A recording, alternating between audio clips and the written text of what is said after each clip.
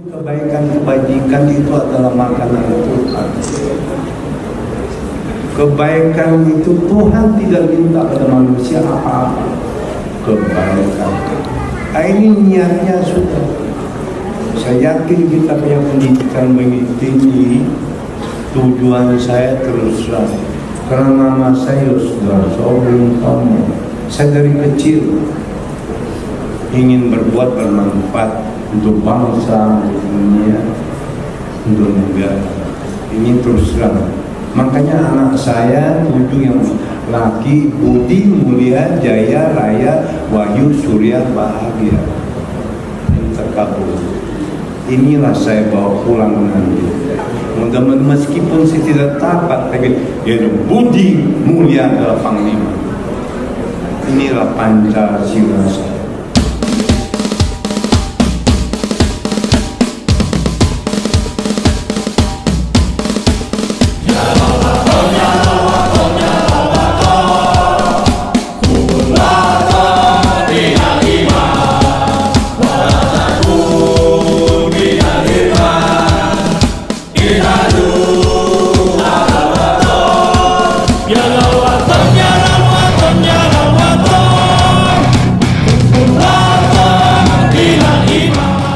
Bagi Haji Muhammad Yos Sutomo yang terlahir asli dari desa Senyur, namun di dalam tubuhnya tetap ada mengalir darah Tionghoa, berasal dari Tiongkok kuno yang tak luput dari ilmu filsafat hidup. Salah satu contoh yang dilakukan oleh Haji Muhammad Yos Sutomo memberikan nama kepada anak-anaknya seakan sudah terkonsep menjadi rangkaian kata filsafat hidup. Apabila diterjemahkan satu persatu dari nama, maka mengandung makna yang mendalam sebagai berikut: Budi, Mulia, Jaya, Raya, Wahyu, Surya, Bahagia. Filsafat hidup memiliki peran penting dalam kehidupan manusia karena memberikan panduan dalam menjalani kehidupan yang lebih bermakna, terarah, dan reflektif. Berikut beberapa alasan mengapa filsafat hidup penting selain filsafat agama. Membantu menemukan tujuan hidup. Filsafat hidup membantu individu memahami apa yang sebenarnya penting dalam hidup, memberikan perspektif lebih luas tentang tujuan hidup dan membantu seseorang untuk hidup lebih sadar serta memiliki rasa makna yang lebih dalam tindakan mereka sehari-hari. Peningkatan pemahaman diri. Filsafat hidup mendorong seseorang untuk mengeksplorasi dan memahami diri sendiri lebih baik. Ini mencakup pertanyaan-pertanyaan seperti siapa kita, apa yang kita inginkan, dan bagaimana kita ingin berhubungan dengan orang lain dan dunia di sekitar kita. Pembentukan nilai dan etika. Filsafat hidup memungkinkan seseorang untuk mengembangkan sistem nilai yang lebih personal yang dapat membantu mereka menghadapi berbagai situasi kehidupan dengan cara yang lebih bijak dan etis, terlepas dari pandangan agama. Menghadapi ketidakpastian. Hidup penuh dengan ketidakpastian, dan filsafat hidup memberikan wawasan tentang bagaimana menghadapi ketidakpastian tersebut dengan cara yang lebih rasional dan tenang, mengurangi kecemasan dan stres. Pengembangan pemikiran kritis. Filsafat hidup mengajarkan untuk berpikir secara kritis dan rasional. Ini memungkinkan seseorang untuk menilai berbagai perspektif, membuat keputusan yang lebih bijak dan memahami kehidupan dan berbagai sudut pandang. Mendorong kebebasan pribadi. Filsafat hidup tidak selalu terikat pada doktrin agama atau norma sosial tertentu. Ia mendorong individu untuk menemukan jalannya sendiri dalam mencari kebenaran, dan ini memberi kebebasan untuk bertindak sesuai dengan pemahaman pribadi. Sementara filsafat agama cenderung mengarahkan pada pencarian kebenaran dalam konteks spiritual dan hubungan dengan Tuhan. Filsafat hidup lebih fokus pada pengembangan diri, pemahaman eksistensial, dan etika pribadi dalam menghadapi dunia. Kedua filsafat ini meskipun berbeda dapat saling melengkapi dalam memberikan panduan bagi kehidupan manusia. Budi, Mulia, Jaya, Raya, Wahyu, Surya, Bahagia. Menurut Haji Muhammad Yos Sutomo, pesan leluhur dalam memberikan nama kepada anak memiliki makna yang sangat dalam. Nama bukan hanya sebagai identitas, tetapi juga sebagai doa dan harapan untuk masa depan anak tersebut. Dalam banyak budaya, nama diberikan dengan penuh pertimbangan, baik itu berdasarkan nilai-nilai keluarga, tradisi, atau kepercayaan spiritual. Berikut beberapa pesan leluhur yang sering terjadi terkandung dalam pemberian nama, doa dan harapan. Nama seringkali mengandung doa atau harapan agar anak tersebut tumbuh menjadi pribadi yang baik, sehat dan sukses. Misalnya, nama yang berarti harapan atau penerang bisa mencerminkan keinginan orang tua agar anak membawa kebahagiaan dan cahaya dalam hidup mereka. Ikatan keluarga dan tradisi. Banyak nama yang diwariskan dari generasi ke generasi untuk menghormati leluhur atau anggota keluarga yang sudah meninggal. Ini bisa menjadi cara untuk menjaga ikatan dan mengenang jasa-jasa orang tua atau kakek nenek. Makna filosofis atau spiritualitas. Dalam beberapa budaya, nama diberikan berdasarkan nilai-nilai moral atau kepercayaan spiritual yang mencerminkan karakter atau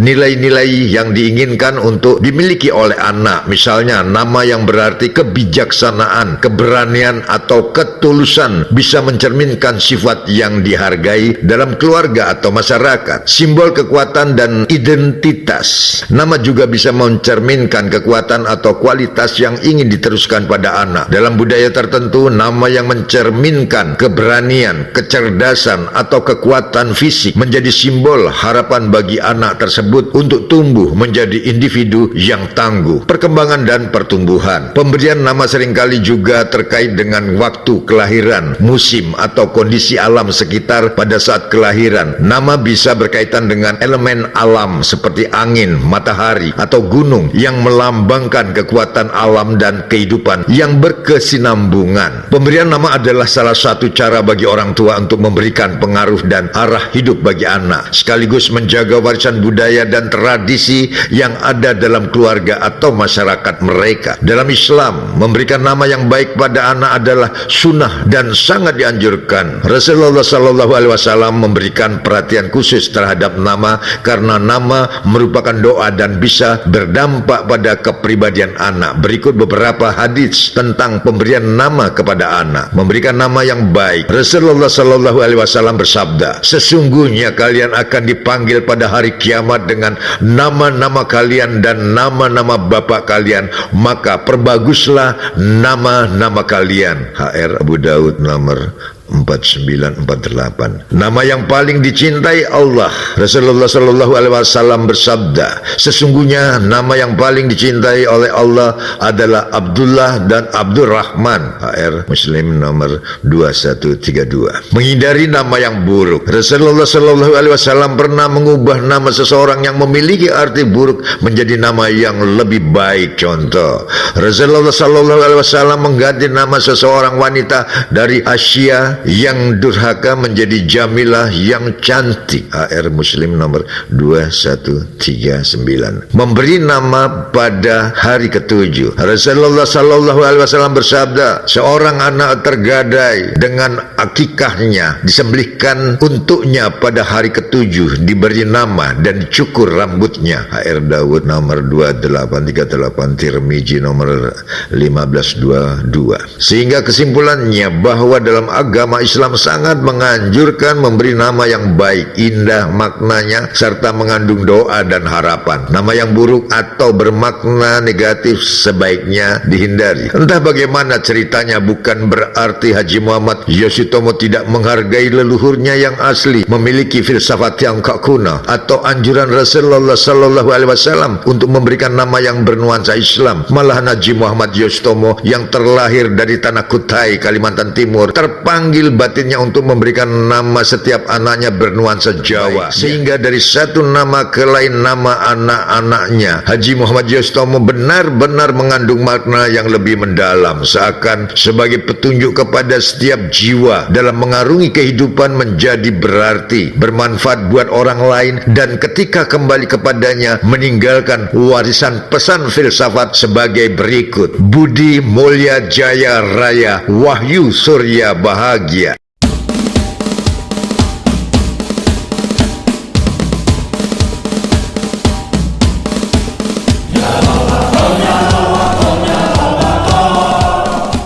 Kata budi memiliki beberapa makna antara lain kemampuan berfikir dan memahami. Budi dapat diartikan sebagai kemampuan berfikir, memahami dan mengerti sesuatu. Hati nurani, budi juga dapat diartikan sebagai hati nurani, yaitu kemampuan untuk membedakan antara baik dan buruk, benar dan salah. Kebaikan dan kemuliaan, budi dapat diartikan sebagai kebaikan, kemuliaan dan keutamaan seseorang. Budi juga dapat diartikan sebagai perilaku yang baik, sopan dan santun. Dalam konteks filsafat, budi sering dihubungkan dengan konsep rasio, moralitas dan etika. Dalam kehidupan sehari-hari, budi dapat diartikan sebagai kemampuan untuk berpikir dan bertindak dengan bijak serta memiliki perilaku baik dan sopan. Kata budi dalam bahasa Indonesia memiliki beberapa makna tergantung pada konteksnya. Secara umum, budi dapat merujuk pada akhlak atau perilaku yang baik. Kata ini sering digunakan untuk menggambarkan sikap atau tindakan yang sesuai dengan norma sosial yang baik. Misalnya, budi pekerti berarti perilaku atau akhlak yang baik. Nama pribadi Budi juga merupakan nama yang umum digunakan untuk pria di Indonesia. Pemikiran atau akal. Dalam konteks yang lebih filosofis, budi dapat merujuk pada kemampuan manusia untuk berpikir atau berperasaan yang berkaitan dengan akal dan kebijaksanaan.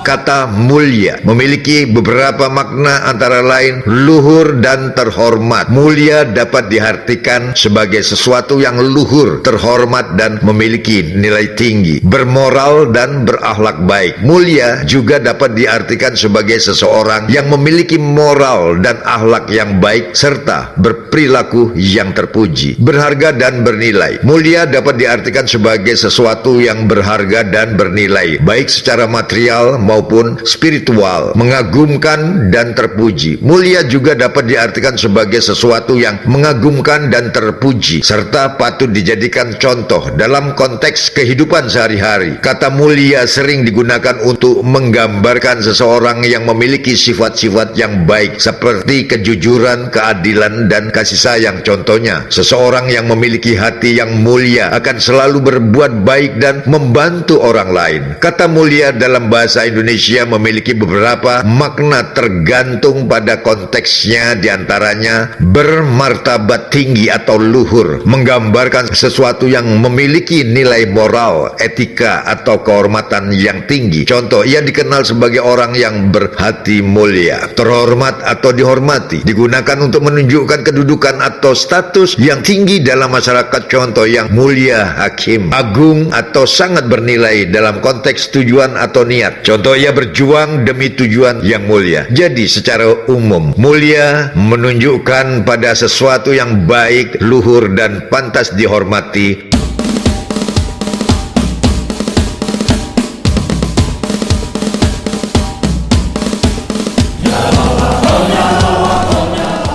Kata jaya memiliki beberapa makna antara lain kemenangan dalam kesuksesan. Jaya dapat diartikan sebagai kemenangan, kesuksesan atau pencapaian yang gemilang, kemakmuran dan kesejahteraan. Jaya juga dapat diartikan sebagai kemakmuran, kesejahteraan atau keadaan yang sejahtera. Kekuatan dan kejayaan. Jaya dapat diartikan sebagai kekuatan, kejayaan atau keagungan, kemuliaan dan kehormatan. Jaya pun juga dapat diartikan sebagai kemuliaan, kehormatan atau reputasi yang baik. Dalam konteks kehidupan sehari-hari, kata jaya sering digunakan untuk menggambarkan sesuatu yang positif sebagai kesuksesan, kemenangan atau kejayaan. Contohnya, seseorang yang mencapai kesuksesan dalam karirnya dapat dikatakan telah mencapai kejayaan atau jaya dalam bidangnya. Kata jaya dalam bahasa Indonesia memiliki arti menang atau berhasil, menggambarkan keadaan sukses sukses, unggul, atau mencapai kemenangan. Contoh, tim sepak bola itu keluar sebagai juara dan jaya di turnamen tersebut. Unggul atau berjaya sering digunakan untuk menunjukkan kejayaan atau kemakmuran suatu negara, organisasi, atau individu. Contoh, Indonesia Jaya artinya Indonesia yang makmur, kuat, dan dihormati. Slogan penyemangat, kata jaya juga sering dipakai dalam yel-yel atau seruan semangat. Contoh, hidup mahasiswa jaya.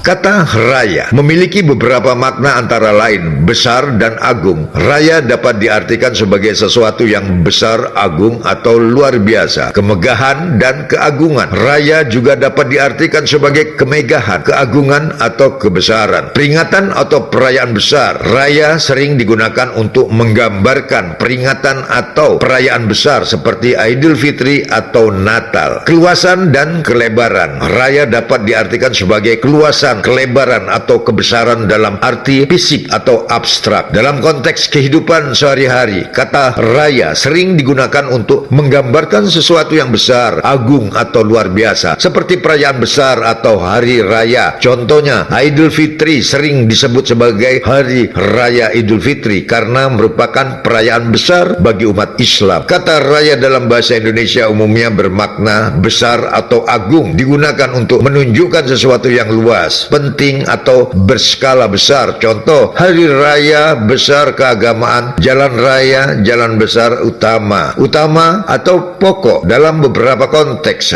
Raya menunjukkan sesuatu yang menjadi pusat atau yang paling penting. Contoh, ibu kota negara raya. Kemegahan atau kebesaran dalam makna simbolik bisa merujuk pada kebesaran suatu bangsa atau kejayaan. Contoh, bangsa yang merdeka dan raya. Jadi secara umum raya menyiratkan sesuatu yang besar, utama, dan penting.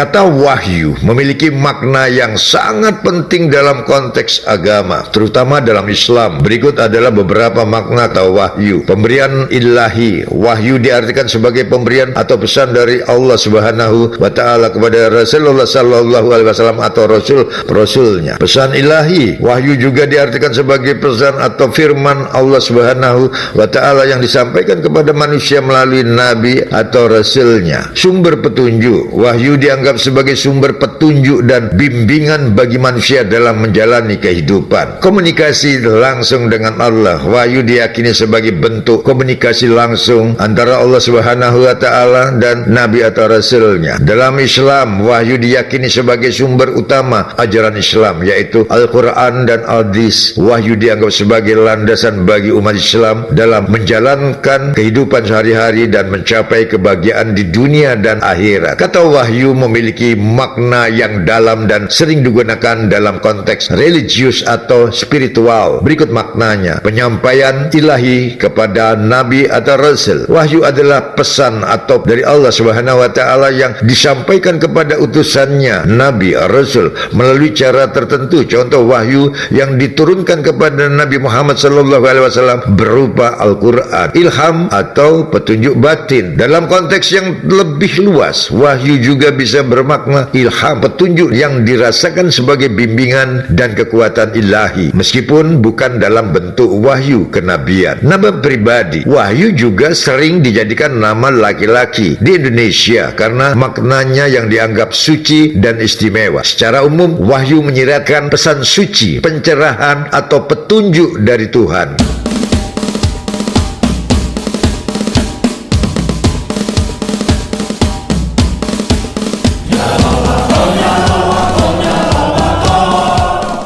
Kata surya memiliki beberapa makna, antara lain matahari. Surya adalah kata dalam bahasa Sanskerta yang berarti matahari. Dalam konteks astronomi, surya merujuk pada bintang yang menjadi pusat tata surya kita, simbol kekuatan dan kehidupan. Surya juga dapat diartikan sebagai simbol kekuatan, kehidupan, dan energi. Dalam beberapa budaya, surya digunakan sebagai nama lain untuk matahari yang dianggap sebagai sumber kehidupan dan cahaya. Dalam konteks kebudayaan dan agama, surya juga memiliki makna yang lebih luas seperti dewa matahari dalam beberapa agama dan mitologi. Surya adalah nama dewa matahari yang dianggap sebagai sumber kehidupan dan kekuatan. Simbol spiritual, surya juga dapat diartikan sebagai simbol spiritual yang mewakili pencerahan, kesadaran, dan kehidupan. Dalam bahasa Indonesia, kata surya sering digunakan sebagai nama atau julukan untuk sesuatu yang terkait dengan matahari atau kekuatan. Kata surya memiliki beberapa makna, terutama dalam konteks budaya dan bahasa Sanskerta serta Indonesia. Berikut maknanya. Matahari ini adalah makna utama dari kata surya, berasal dari bahasa Sanskerta. Surya adalah simbol cahaya, kehidupan, dan kekuatan. Contoh, surya menyinari bumi sejak pagi. Nama pribadi, surya juga sering digunakan sebagai nama orang di Indonesia karena maknanya yang kuat dan positif. Simbol keagungan atau kekuasaan. Dalam tradisi Hindu dan budaya-budaya kuno, surya juga dipuja sebagai dewa matahari yang memberi kehidupan dan terang. Jadi secara umum, surya menggambarkan matahari, sumber cahaya dan energi, dan memiliki kesan kuat, hangat, dan agung.